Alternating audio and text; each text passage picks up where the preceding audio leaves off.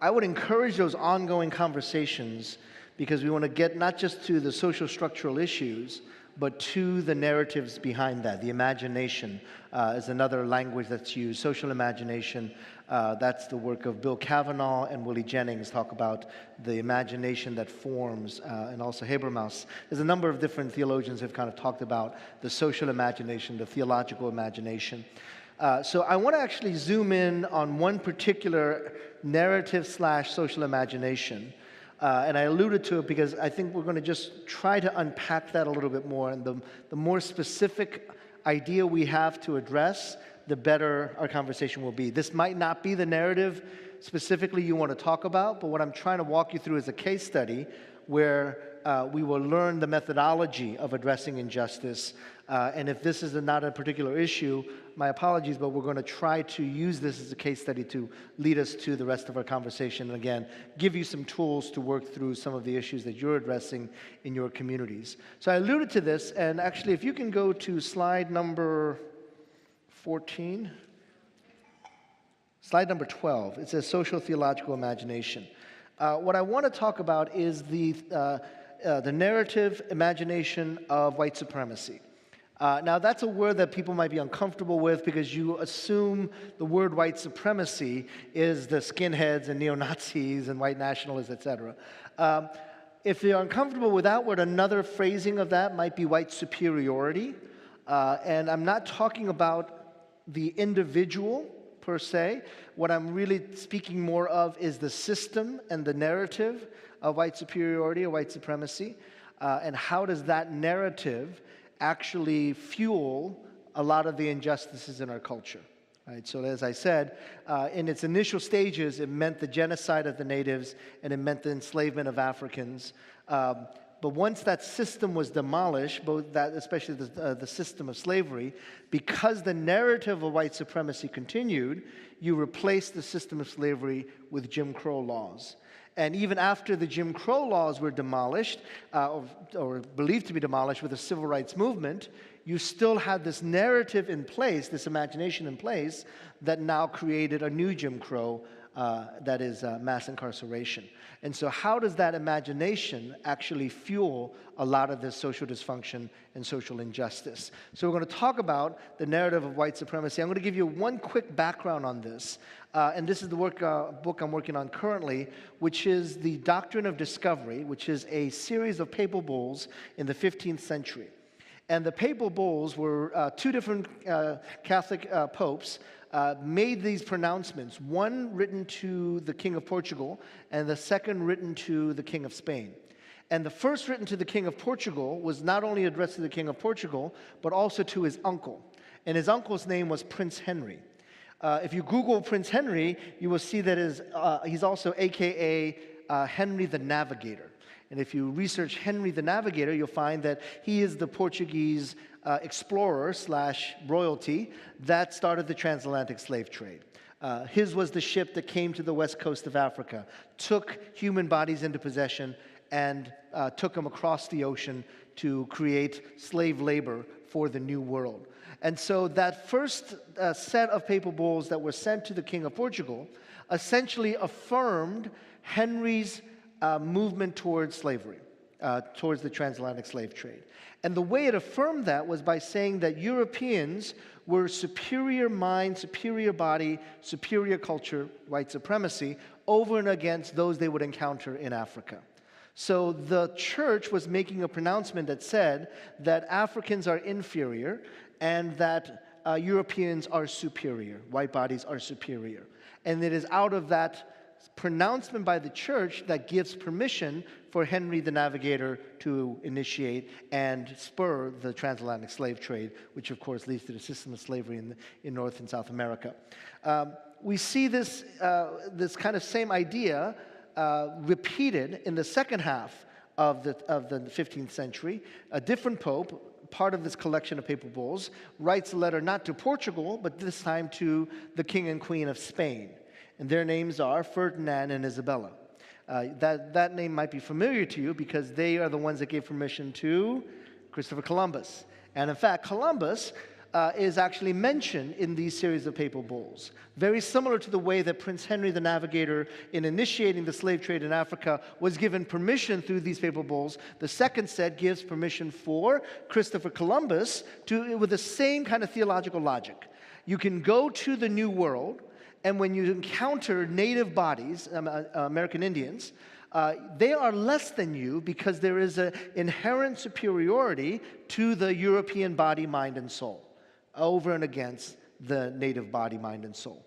And that's why we say Columbus discovered America when he didn't really discover anything, right? And so my friend Mark Charles in Navajo says that you cannot discover something that is already occupied and owned by somebody else. If you don't believe that, then feel free to leave your iPads, your iPhones at your pews, and I will come and discover them, and they will be my property because I discovered them. What we're talking about is a theological justification and the formation of a Christian imagination, a Christian mediating narrative that gives permission for the European powers to enact slavery in Africa and to enact genocide in the New World. And so how does that imagination becomes affirmed over and over again in the Western mind? Another way that happens is the narrative of the Anglo-Saxon, or actually the mythology of the Anglo-Saxon. The Anglo-Saxon is not really a people group. It's actually a created mythology. And it goes back to the 1st century in the northern tribes of Germany. And Tacitus writes a book called Germania. And he's a Roman historian who goes to northern tribes of Germany. And he makes an observation about this people group in Germany. And he says, these people are light in skin, light in eye color, light in hair, larger in frame. And then he adds one more description to them, not just the physical description, but he says they're also good at self-governance. They're good at democracy. And somehow he kind of ties all of that together. And so that their physical characteristics, lightness of skin, lightness of eyes, lightness of hair color, and larger frame, is tied into their capacity for self-governance and democracy. And so it becomes a part of the assumption, and we use this language now, he wouldn't have used it, but it becomes their understanding of the genetic DNA of this northern tribe in Germany to not only have certain physical characteristics, but to connect that with certain capacities in politics, in sociology, etc., in social life, etc. That people group gets claimed by people who live on the British Isles and believe that the merger of the northern Germanic tribes and the British Isles form a mythical people. Genetically, they do not exist. A mythical people known as Anglo-Saxons. And the mythology is that that people group, by virtue of their genetic capacity that Tacitus speaks of, is actually a people that has light in skin color, light in eye color, with a greater capacity for democracy and self-governance.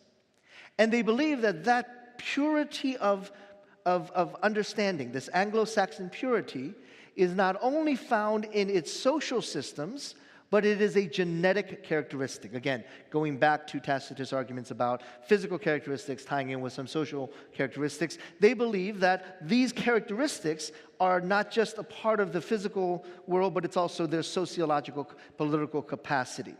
And so they believe that that capacity must be preserved through a purity of blood. That group must not have impurity mixed in with that purity. In fact, that gets extended not only through physical characteristics and social political characteristics, it actually extends into religious characteristics. And a particular people group adopt that perspective that Anglo-Saxons have a purity to their physiology, to their sociology, and to their spirituality. And they must maintain that purity. And what group do we now identify as having that purity? The Puritans. The Puritans. The Puritans believed themselves to be the line of the Anglo-Saxons, and that's why they were so against the Norman Catholics, because they would taint the pure Anglo-Saxon Protestant blood. And so the movement from Europe to the New World was to preserve this Anglo-Saxon identity, the purity of the white Anglo-Saxon Protestant identity. This is very well discussed in the book by Kelly Brown Douglas called Standing Your Ground. She does a very good explanation of this. This also will be my upcoming book. But the idea of coming into the New World as the true image bearers of God, as the ones who are carrying this capacity for self-governance, and you must maintain that purity, is the foundational narrative of white American exceptionalism. And that narrative is found in the Declaration of Independence. That narrative is found in the Constitution. And then in the very foundations of American governance, there is this narrative of white supremacy. That's why in the Declaration of Independence, the language of whites against the merciless Indian savages. Why was the Declaration of Independence written? It was written as a response to a move by King George. King George said, I'm going to draw a line in the Appalachian Mountains, and the colonists cannot go beyond that Appalachian Mountains. The rest of it still belongs to the crown. And so as a response to that act by King George, the group of colonists get together and make a Declaration of Independence over against the crown, but they use specific language of merciless Indian savages to show you are hindering these exceptional Europeans from taking over the rest of the country. And we're going to be in danger from merciless Indian savages. So this narrative is found very early on, and that's why in the Constitution you have African slaves as 3/5 human, because the narrative is not all men are created equal. Again, intentionally leaving out women. It's not all men are created equal. All white landowning men are created equal and have certain inalienable rights.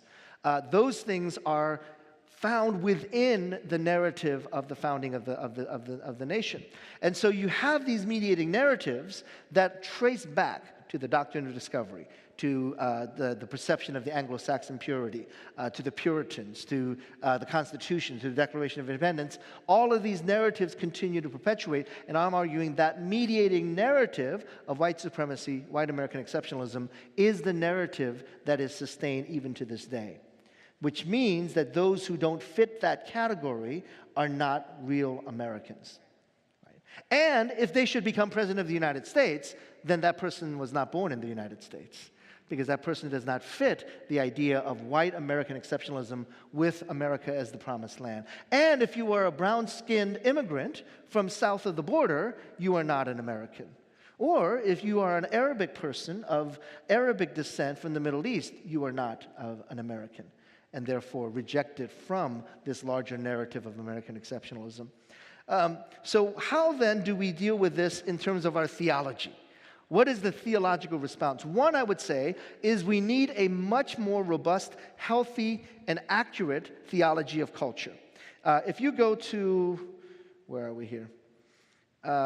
Slide number, it should say conceptualization. Slide number 14, and then the next slide after that, slide number 15, it'll say the value of culture. Yeah, the next slide after that. So let's talk about a theology of culture that addresses this social imagination dysfunctional narrative. One is to say, how do we understand culture, and how do we respond to the problem of perceptions of culture? The first book I read in seminary, when I was a seminary, 22 years old in seminary, 23 years old, I almost left seminary because this book offended me so profoundly. I'm not going to give the title. It's not worth you actually thinking about the book and Googling it, and Amazon gives you a thumbs up for that book. Well, the book had this concept. It created 3 levels of culture. It first said there is such a thing as high culture, and then there was low culture. And here's the way high culture was described. High culture is Rembrandt and Shakespeare and Aristotle and Bach and Beethoven and Downton Abbey. These are all... No, last one I made up. But you get the idea. European culture, high classical European culture, is high culture. And by the language that this author was using, it was implying it is superior than other cultures.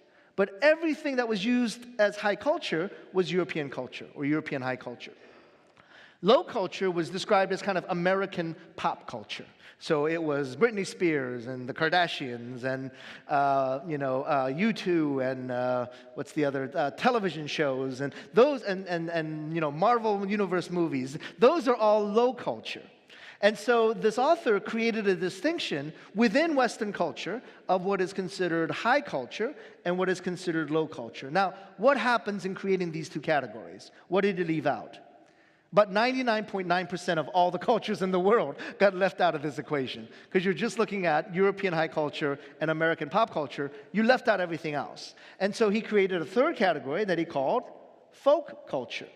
And folk culture was all-encompassing. It included Negro spirituals. It included Native American rituals. It included Korean fan dancing and drumming. It included Aboriginal rituals in Australia and in New Zealand. These were all dumped into this huge category called folk culture.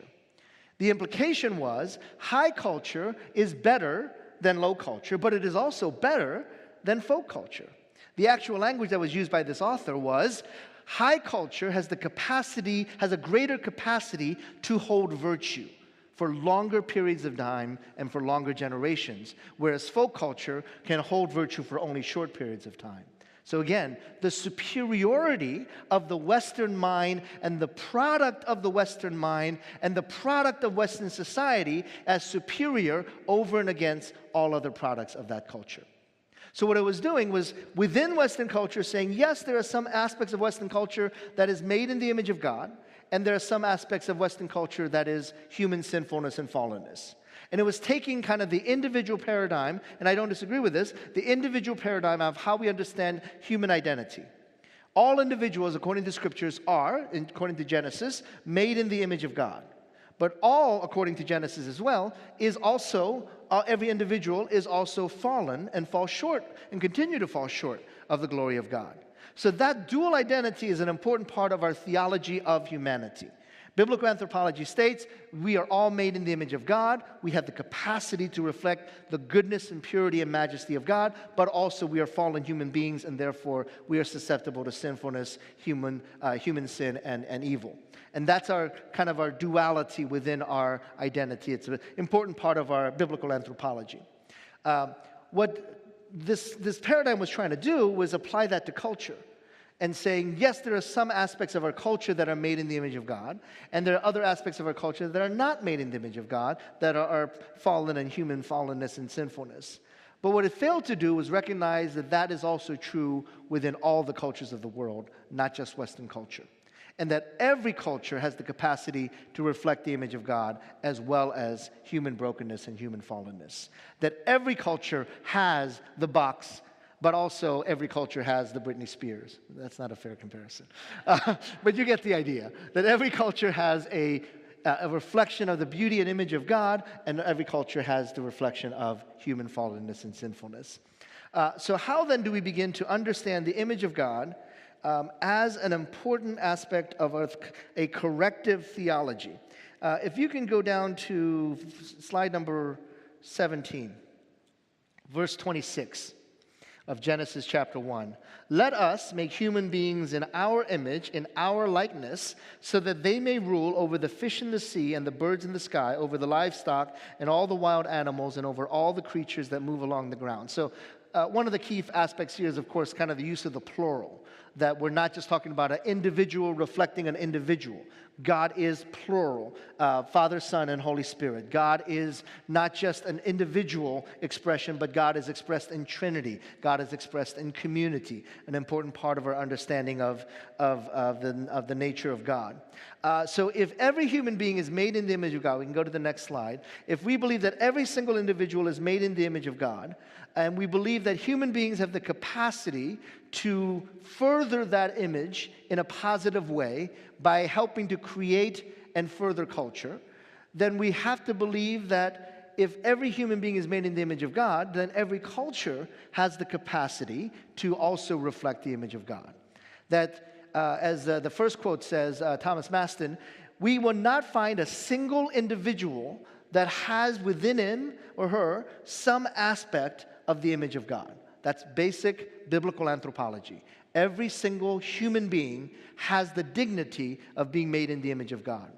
But do we also have to acknowledge then the product of that community also has the capacity to reflect the image of God?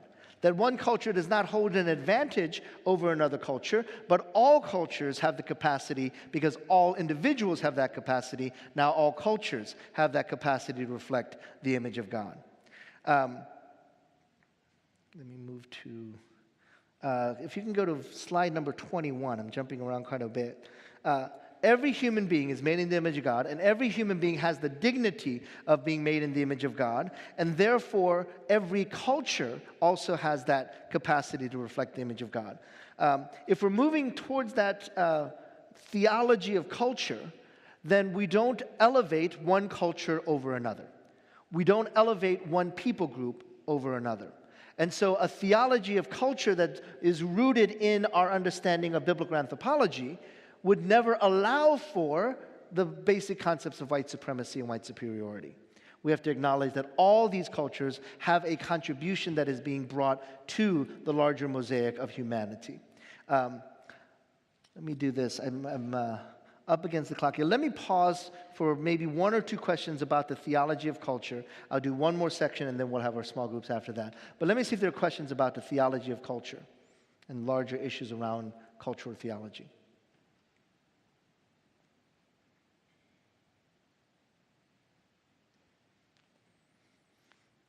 I'm going to assume that that's an agreement, large and large, assenting by silence is what I'm going to assume. All right, then, let's move to the next section here, which is, then how do we begin a theology that points towards a new narrative rather than the existing dysfunctional narrative, right? So we have come to a general agreement that all cultures have the capacity. So that theology speaks against white supremacy. That theology speaks against white superiority. How then do we offer a different experience so that we combat that dysfunctional narrative of white supremacy? I want to take the example from Acts chapter 2. Acts chapter 2, verse 42 and following. Many of you know, so you can go to slide number 23. Many of you know the context of Acts chapter 2. It was written at the time of Pentecost when a renewal ceremony of the covenant was being made. And the new covenant, of course, is the agreement between God and the church. And in that context, we are finding out that there are some characteristics of the New Testament church that we are learning about in Acts chapter 2. Verse 41 says, go to the next slide, those who accepted his message were baptized, and about 3,000 were added to the number that day. So we begin this passage with the growth of the church. Then in verses 42 and 43, we find out what they did as the church began to grow. They devoted themselves to the apostles' teaching and to fellowship, to breaking of bread and to prayer. Everyone was filled with awe at the many wonders and signs performed by the apostles. So some characteristics of the new church is that they are fellowshipping together, they're worshiping together, and there is an amazement at the work that they're doing.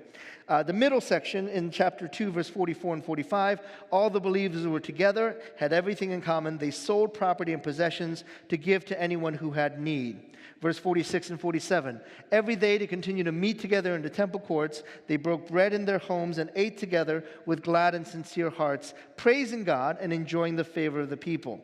Verse 47 at the end of it, and the Lord added to their number daily those who were being saved. If we go to the attributes of the New Covenant community, the next slide, you see the basic characteristic of the church. And these are things, by the way, many churches have adapted and said, this is what we want to exhibit in our church. That's fine. That's good. It's a good thing. If churches could do all of these things, this would be phenomenal. Our world would change if the churches could exhibit all of these characteristics. So that's one aspect of Acts chapter 2. What are the characteristics that we are exhibiting that comes from Acts chapter 2 as the New Covenant community, as the church in the world? So this is an important lesson. But I discovered something in my study of this passage. It's not just the listing of these characteristics that are helpful and informative. It is how these characteristics are laid out and communicated by the author of Acts. And I noticed this as I was looking through the structure of Acts chapter 2. You can put the whole thing up there.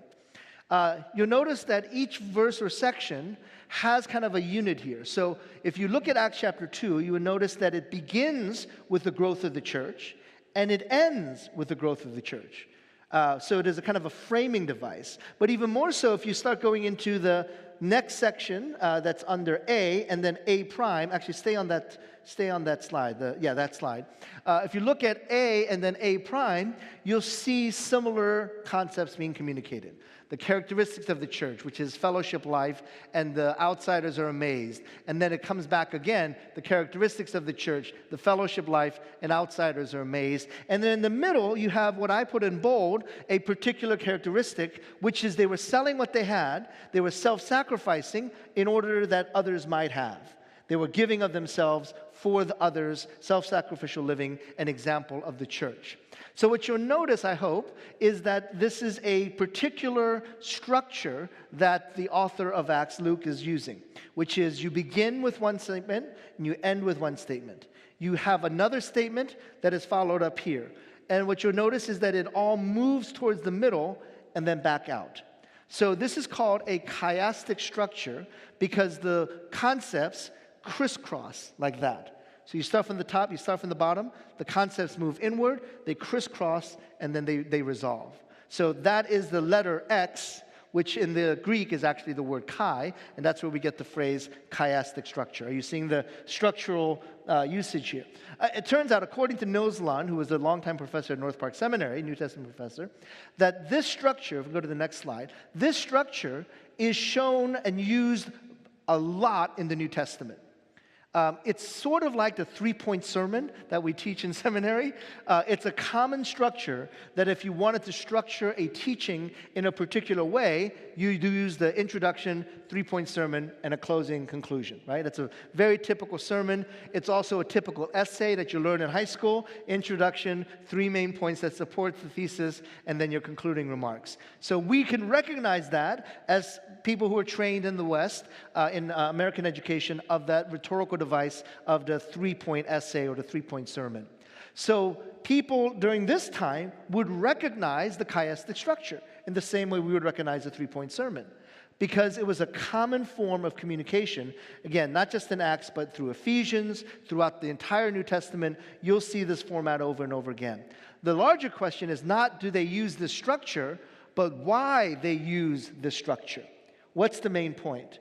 What Nils Lund argues is that whenever you see the structure as a cause and effect relationship. That when you see the structure, many times, if not all of the times, you will see that the middle statement is the cause and the outside statements are the effect. So go back to that previous slide, one slide before that. So if we take Nils Lund's thesis, then the middle statement is the cause and the outside is the effect, according to Nils Lund and the use of the chiastic structure in Greek times, in New Testament times.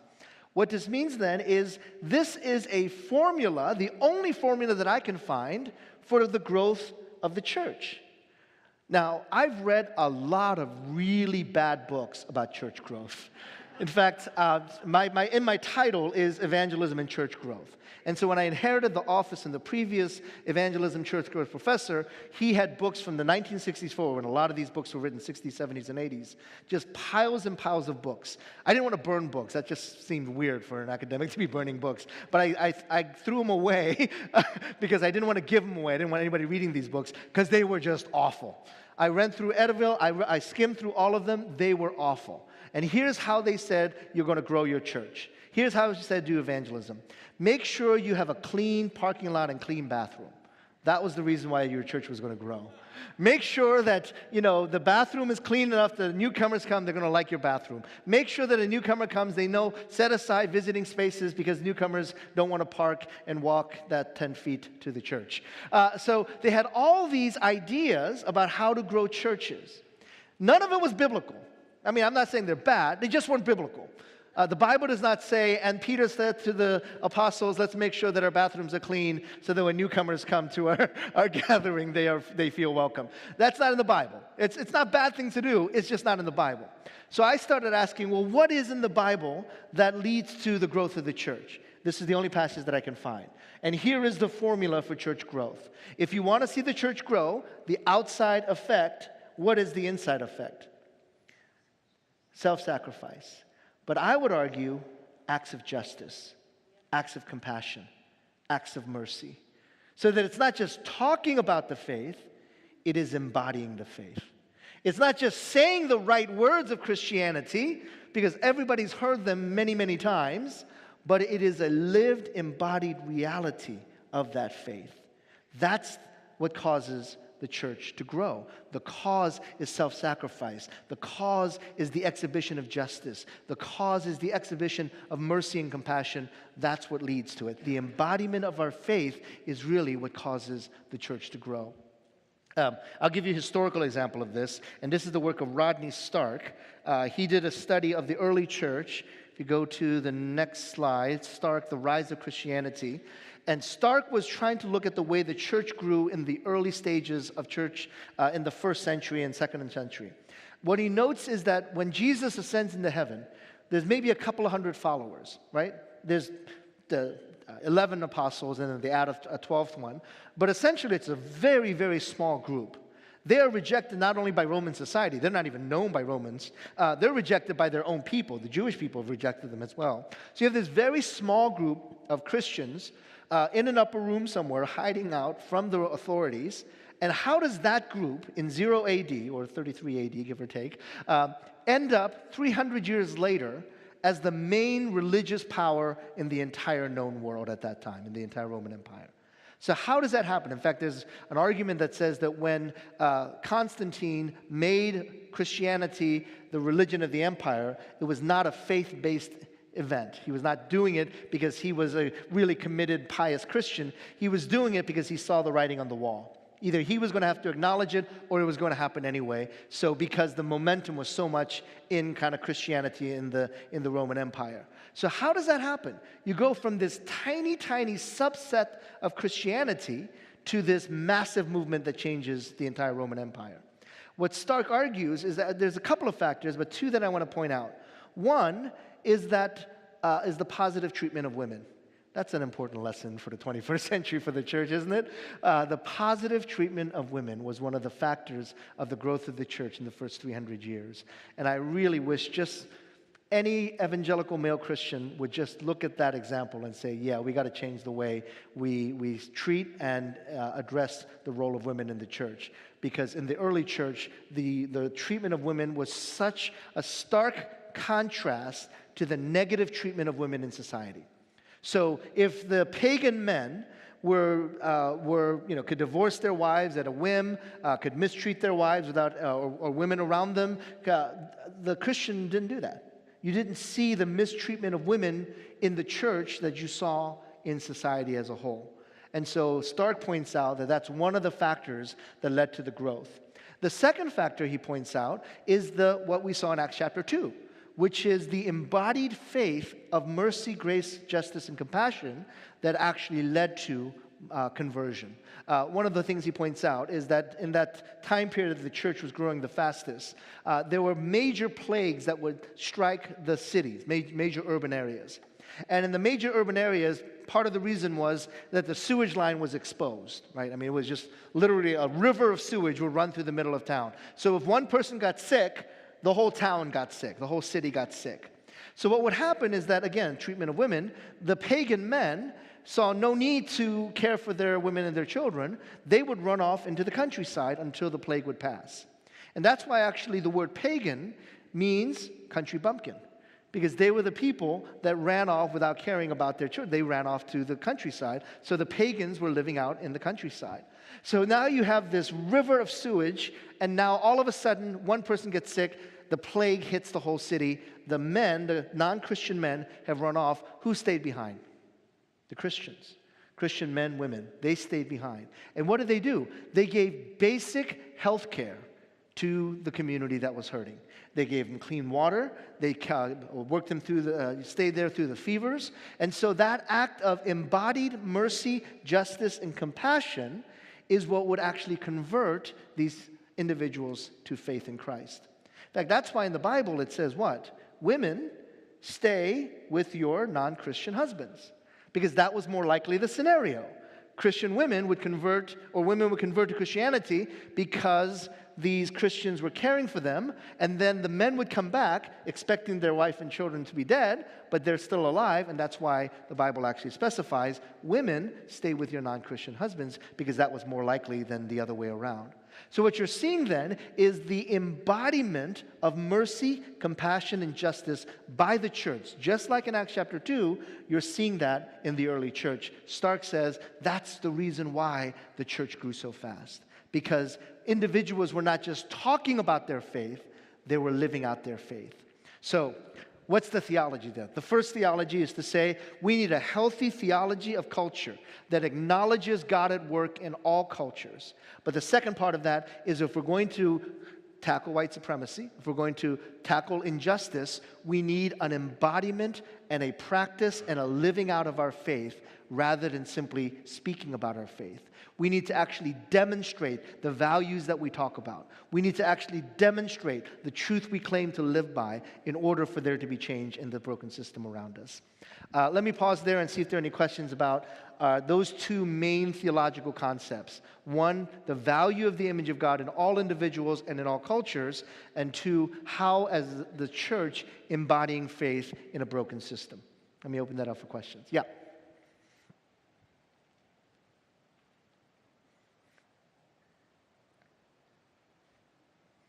It's me again, sorry. That's all right. So this is going to be provocative, but I want to kind of call something out here that I Yeah. think. So you're using the term white supremacy a lot. Yeah. So it would not surprise me. What? Oh, sorry. The term white supremacy. So you're using the term white supremacy a lot. And I would imagine that, someone in the room might say, I have a particular image of a white supremacist, Right. and I know what they look like. It's the guy with the tattoo, it's Right. the neo-Nazi. Right. So I think it might be worth just spending, and maybe I'm sorry, I'm taking care of the food, so maybe you went through this, but if you could sort of clarify that, because Sure. I think we all have our own narrative Yeah. about what that looks Yeah. like. Yeah. And so I think it might help to sort of share the difference Sure, between sure. the average neo-Nazi and what you're talking about. Yeah, so I think I said this during the break. So that's I didn't say when everybody was in. When I use the word white supremacy, I am actually not referring to neo-Nazis, white nationalists, the Klan, etc. The folks in Charlottesville that gathered together for that rally. That's why I said if you're uncomfortable with that word, another word would be white superiority. So in that is this assumption of a superiority of a particular people over and against the other. Right? That's the assumption that I'm trying to challenge. And you don't have to be a neo-Nazi to believe that. That's why I was pointing to the three cultural identifications, right? So you can be a well-intentioned theology author, like the author of that book, but still end up advocating for the superiority of one people group over against the other. So we're not talking about the Klan, et cetera, but we're talking about patterns, narratives, imaginations that fuel the perception of whites as superior. So one of the things that I've raised is, okay, you're concerned about neo-Nazis and you can make blanket statements about white nationalism, but let's say, for example, and I've used this example a lot, if you are in a context where the only experts you cite are white, you're implying white supremacy, right? And if you're in a context where the symbols of success are white, you are implying white supremacy. So here's an example of this, and I was going to save this for later, but I'll say it now. A friend of mine was doing a cross-cultural adoption, and it's a white couple. They live on the south side of Chicago, live in a multi-ethnic community, but they were about to adopt an African-American child. In order to do that in the city of Chicago and the state of Illinois, you have to go through training. So they bring all these mostly white couples who are adopting cross-culturally into a room where they sit around these round tables and everybody gets a clear glass bowl. And then in the middle are multicolored marbles. And you're supposed to put the color of the marble that corresponds to the question that you're being asked. So the question was, the last 10 books that you've read, how many, what are the color, the race of the person whose book you read? And it turns out there were 10 white marbles that went into that bowl. If you think about the decor in your family room, what culture does it really represent? The last 5 people you've had over to your house, what race and ethnicity and nationality were they? The last 5 songs you sang in church, what race and ethnicity would you identify it as? And so essentially you kind of go through and you talk about everything you've surrounded your life with. Now, when I talk about colleges, I say the 10 famous people you have in your main administrative hall, what race and color are they? Now again, it's not bad, it's just reality that, okay, we have our last 10 presidents, they happen to be all white, but they're all prominently displayed, so you put 10 white marbles into your bowl because those are the only pictures you have up in the main administrative hall. So if you start adding up all these things, the decor, the books you read, the music you listen to, everything that you've surrounded your life with, what does the bowl look like? And again, my friend is multicultural. He's very sensitive to these issues. He says, after about 50 questions, I had 50 white marbles in my bowl. And then they say, take the marble of the child you're about to adopt and put it into the middle of that bowl. And you had that one black marble surrounded by a sea of white marbles. So even though you are not a neo-Nazi, of course not, you're not a member of the Klan, of course not, are you trapped in a narrative of white supremacy and superiority? If every book you read, if every song you sing, if everything that you surround yourself with, your friendships, your decor, your everything, then you are buying into or perpetuating the narrative of white superiority because your cultural artifacts, your social networks, your input in your home is surrounded by a particular race and culture. And that is reflecting a white supremacy without being a neo-Nazi. I'm not saying that at all. But that's what I'm saying. Is there an inherent white superiority that we've kind of bought into already? Thank you for that good question. Yes?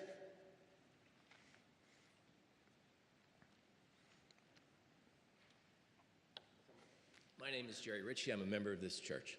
So what is the reason for the evolution from the concept of white superiority to white supremacy? Because obviously white supremacy for many of us has a certain meaning. Yeah. And for you it has a different meaning. Yeah. So how does that happen? Yeah. For me, it's been a wonderful journey of loving white people. Did that sound strange? I love white people. Is that okay to say? I do. I love y'all. And realizing that the word white supremacy has kind of a real powerful, evil connotation to it. And I don't want to demonize anybody. And I don't think that's my job, to demonize anybody. Now, what I usually say is, I love white people. I don't like whiteness that leads to white superiority. Right? And I would distinguish that. So that's why when we talked about Berger and Luckman, this difference between the individual externalizing who they are versus the institution that takes on a life of its own. White supremacy / white superiority / whiteness is an institution, an object that has taken on a life of its own. And it has outgrown even the founders of that. Now, there are those who've internalized it to such an extreme they act out in neo-Nazi, Klan, et cetera, et cetera. But there are also those who've acted that out in other ways that maybe not as extreme, but there are other ways that narrative has actually informed their worldview. So that's the question that I'm asking. Not so much, is one word more appropriate than the other? This larger narrative, however you define it, how has that shaped these individuals within that system? And for some, it's extreme, and I don't want to discount that and say, yeah, that's an issue to deal with. But what are the other maybe more subtle ways that we need to deal with it? And that's why I'm trying to find language that fits. But I'm realizing that it's the same narrative, but it has kind of a different application in different contexts. That's why I'm using different language. Thank you. Yeah.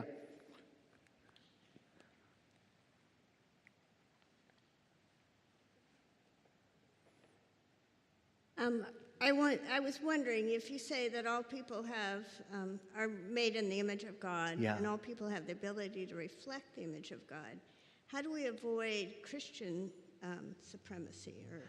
Yeah, that's a great question. And I would also specify the differentiation between the faith and spirituality of the Christian faith versus a Christendom that is pretty dysfunctional. So I think oftentimes when we think about, for example, the superiority of Christianity over and against Islam, which I've seen that narrative quite often, when I hear people describe the Christian superiority to Islam, it's really not quite Christianity, it's an American Christendom, right? So that's where kind of the spiritual religious language gets couched around religion, right? So I would argue that a lot of the language of against refugees, for example, and against especially Middle Eastern immigrants and refugees, is not a religious bigotry, it's just flat out bigotry. Now, religion is a part of that, of course, but it's just flat out bigotry. So that when people say, well, Christianity is superior to Islam, their version of Christianity is not what I would argue is actual Christianity. So that's where I would kind of make that distinction of some of that supremacy is more white American supremacy than it is Christian supremacy. I do think that we need to be careful around that language of what does it mean for a person to be a Christian, right? And so this is, again, what I teach in evangelism, and this comes out of the work of Paul Hebert, biblical anthropologist, Christian anthropologist, who says that is it more about crossing a particular boundary into a particular identity, or is it more about our trajectory towards Christ? So he used the distinction between bounded set and centered set. Bounded set says to be a Christian means to fall inside these boundaries. And usually we define those boundaries through a set of theological presuppositions or propositions.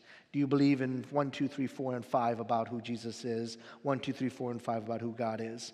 And that's actually easier because it's just an intellectual assent to the propositions of Christianity. What's maybe more difficult is to say we're actually moving in a trajectory towards Christ, so that it's not just signing off on 5 things that you might agree with, but it really is how we live our lives, how we embody faith. And that's where I would say the way we define Christianity, in the West especially, is do you agree to these 5 propositions and sign off on it, which would put us at very strong odds against adherents of Islam, versus our goal is actually move towards Christ and who he is.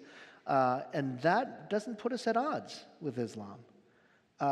It actually makes us fellow journeyers. And do we have a little more knowledge than others? Possibly. But it doesn't make us any more right in our trajectory. Let me clarify that. It's the distinction for me of truth possessed versus truth pursued. Truth possessed means you own the truth, and your job is to convince everybody else of your version of the truth. Truth pursued is, I see the truth, I'm going after that truth, but I'm also, along with everybody else, going after that truth. Most of our lack of religious dialogue cross religious lines is because we have that truth-possessed paradigm. And I do believe that Christ is in me and it makes me different, but I don't own Christ in me. I don't possess Christ in me. He's not an object that I've acquired. He is a life I want to pursue. He is I want to pursue and know more, which puts me no better than anybody else who's in that same pursuit. So that's where I would kind of say how we define Christianity and how we define the pursuit of Christ maybe would make that either problematic or a potential gift. I'll expand this a little more in our next session when we talk about confrontation, but thank you for raising that question about chauvinism and bias that comes out of that. And that's where I would say, am I one who possesses and owns the truth, Or am I one who is in pursuit of truth, truth being who God is, truth being who Christ is? In which case, if I see myself as one who pursues truth and in a passionate pursuit of that truth, then I'm really not better than anybody else. I'm what everybody wants to do. Now, it happens that I think I'm in a right trajectory. I would love for others to kind of be on that trajectory. But it means that I also have to make sure that my trajectory is in the right place as well. Not just my set of beliefs or my checklist of presuppositions and propositions. All right, let's take 5 minutes to turn to one another and say, what does an embodied faith look like? And I gave you some examples of this, but given your narratives in your communities, how would you embody that spirituality in a way that would give a theological alternative to the existing narratives in place? So just for 5 minutes, bleed into the break, and we'll get back together at 4:20 for our final time.